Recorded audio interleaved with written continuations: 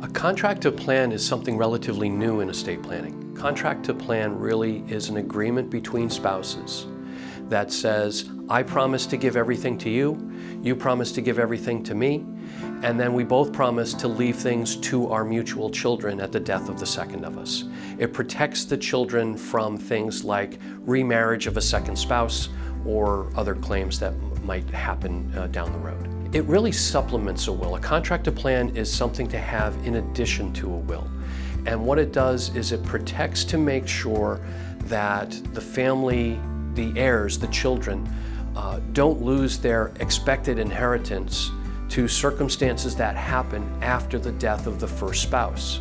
The stages of contract planning really include sitting down with the client and getting an idea of what their intent is.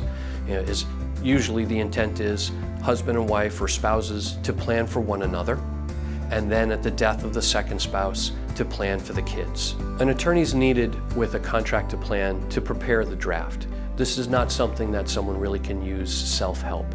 At Boyd & Boyd PC, we've been doing the contract to plan since 2018.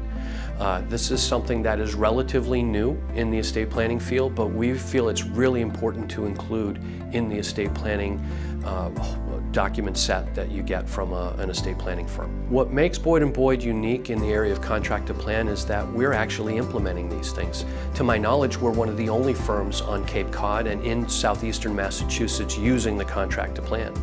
It's something that is relatively new, but really critical for families who are in their only marriage or families in a second or subsequent marriage. A contract to plan is a critical tool to make sure that your intended beneficiaries will ultimately receive the wealth you want to have left to them should you be the first to pass in your current marriage. And so when you sit down with your estate planning attorney, we'll ask you some questions about your intent for who will inherit and how they'll inherit, and then we will incorporate those instructions into the contract to plan that you will get as a draft with your other draft documents for your estate plan, your will, your trust, power of attorney, etc.